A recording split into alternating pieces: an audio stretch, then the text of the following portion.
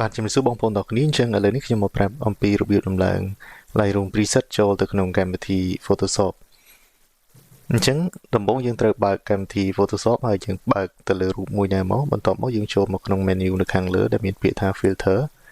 នៅពេលដែលបងប្អូនចុចយក filter នេះរួចហើយយើងយកពាក្យថា camera raw filter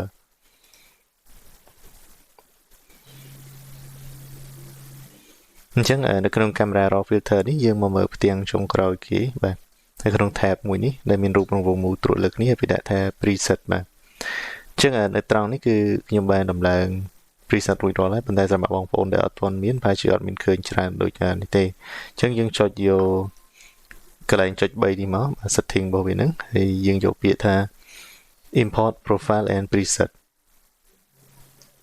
បាទនៅពេលដែលចុចយកនឹងរួចហើយយើងអាចទៅរកមើលទីតាំងរបស់យើងបាទនៅកន្លែងដែលយើង save ហ្នឹងអញ្ចឹងខ្ញុំដាក់នៅត្រង់នេះបាទ program ហើយនេះកូដពណ៌ដែលខ្ញុំផ្ញើជូនបងប្អូនទាំងអស់មាន11បច្ចុប្បន្នហើយយើង select ទាំងអស់ទៅណាបាទខ្ញុំ select ម្ដងមួយប៉ុន្តែនៅក្នុងករណី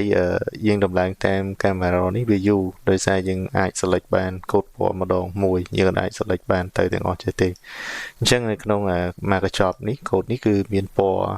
ដែលខ្ញុំដាក់ច្រើនអញ្ចឹងទាំងអស់ហ្នឹងគឺសរុប 10000 ពណ៌អញ្ចឹងយើង select ម្ដងមួយហើយកុំឲ្យជាន់គ្នាណាបាទអញ្ចឹងឧទាហរណ៍ដោយសារនេះយើងដាក់រួចហើយអញ្ចឹងបងប្អូនអាចសាកមួយណាក៏បានហើយយើងចាំកេតមើលថាតើនៅក្នុងក្រុមមួយណាដែលវាមានពណ៌ច្រើនជាងណាសម្រាប់ខ្ញុំឥឡូវឧទាហរណ៍យើងដាក់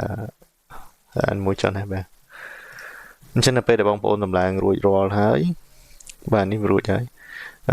យើងអាចនេះចេញមក